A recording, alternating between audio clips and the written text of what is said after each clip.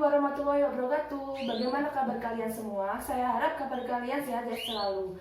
Hari ini kita akan belajar mengenai KD 4.2, yaitu menyusun tes naratif objektif tentang riwayat tokoh sastra dan bahasa dengan memperhatikan hal-hal yang menarik dan patut diteladani. Tujuan dari pembelajaran ini adalah agar siswa terampil dalam menyusun tes naratif objektif tentang riwayat tokoh. Sebelum kita belajar mengenai menyusun tes naratif objektif tentang riwayat tokoh, mari kita memperkuat pengetahuan kita mengenai tes naratif. Apa sih tes naratif? Yuk kita simak dan kita baca slide berikut ini.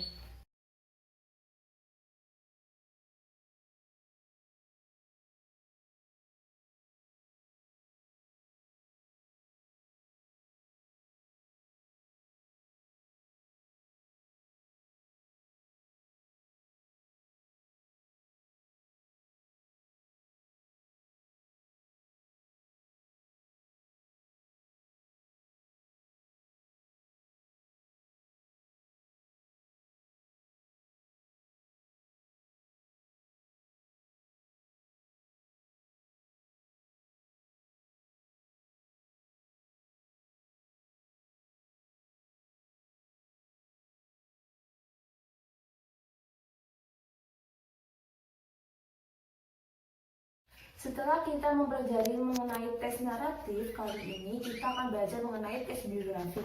Mengapa kita harus belajar tes biografi? Karena pada penugasan selanjutnya kita akan menyusun tes naratif objektif tentang riwayat tokoh.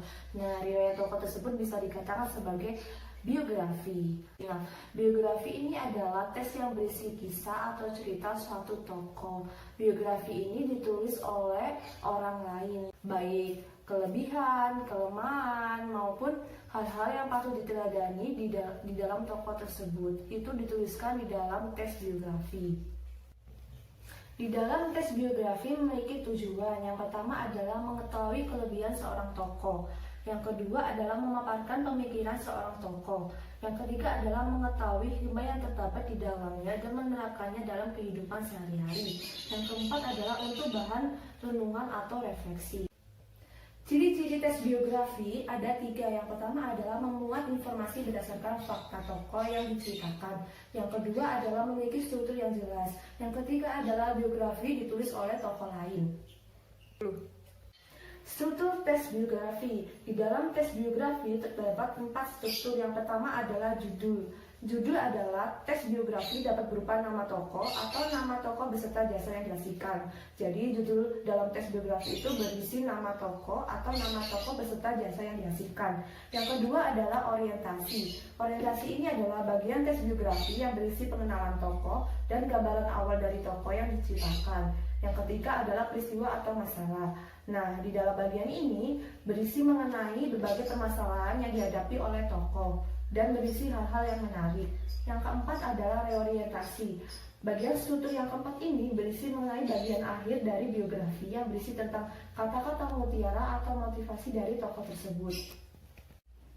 Setelah kalian menyimak mengenai materi tes biografi, kali ini saya akan berikan satu pertanyaan agar memperkuat pengetahuan kalian. Nah, pertanyaan tersebut adalah, jika terdapat penggalan kutipan teks biografi dengan memaparkan pengenalan tokoh, maka kutipan tersebut termasuk ke dalam struktur tes biografi bagian, apakah masuk ke dalam struktur bagian judul, apakah masuk ke dalam struktur bagian orientasi, atau masuk ke dalam permasalahan atau peristiwa, atau masuk ke dalam struktur keempat yaitu reorientasi.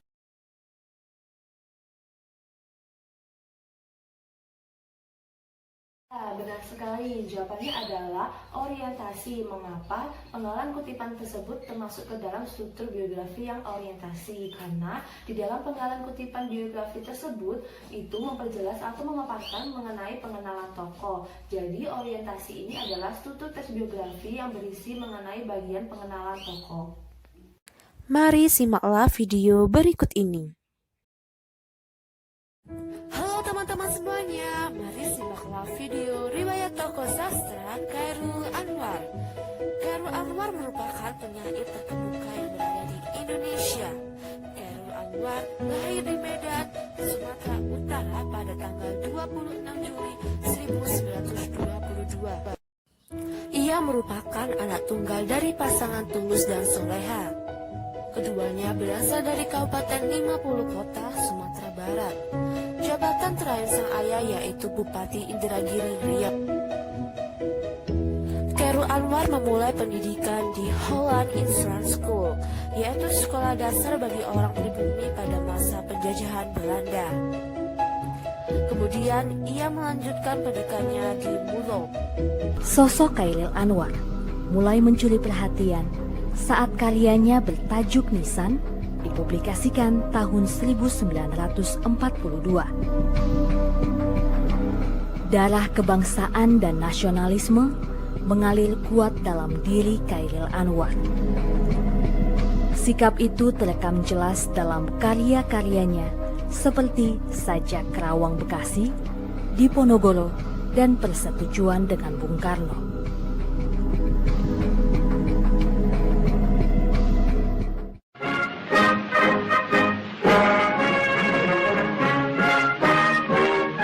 Khairul Anwar pun dikenal sebagai penyair berjiwa pemberontak, sekaligus haus akan kebebasan.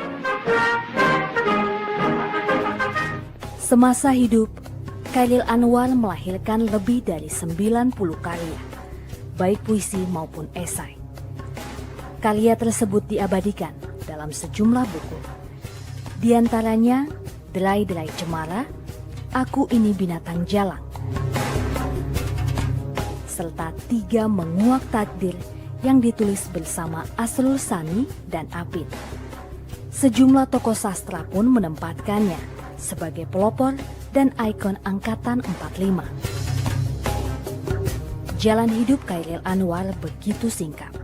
Setelah diserang penyakit infeksi dan tipes, penyair ini akhirnya menutup mata pada Kamis 28 April 1949 pukul 2.30 siang saat menginjak usia 27 tahun.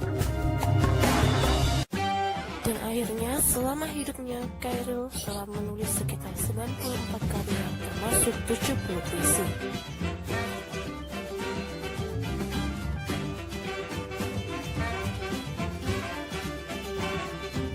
Setelah kalian melihat video sebelumnya, di sini saya akan memberikan inti penugasan. Nah, inti penugasannya tersebut adalah kalian harus menyusun tes naratif objektif tentang riwayat tokoh. Riwayat tokoh siapa? Riwayat tokoh dalam video yang sebelumnya saya tampilkan. Tugas tersebut dituliskan dalam bentuk Word dengan font 12 dan spasi 1,5. Jangan lupa ya, font 12 dengan spasi 1,5. Untuk pengumpulannya, kalian bisa mengumpulkan tugas tersebut melalui Google Classroom. Nah, di dalam Google Classroom tersebut sudah terdapat tanggal dan waktu tenggat waktu pengumpulan. Jika ada siswa yang mengumpulkan terlebih dahulu sebelum tenggat pengumpulan, maka akan saya berikan apresiasi berupa buku maupun pulpen. Jika ada siswa yang melebihi tenggat pengumpulan, maka akan saya berikan sebuah remedial. Nah, remedial tersebut juga saya berikan kepada siswa yang hasil dari menyusun tes naratif objektif tersebut tidak sesuai dengan syarat dan langkah-langkah penulisan tes naratif objektif. Selesai sudah pembelajaran kali ini. Semoga pembelajaran kali ini bermanfaat bagi kalian semua. Wassalamualaikum warahmatullahi wabarakatuh.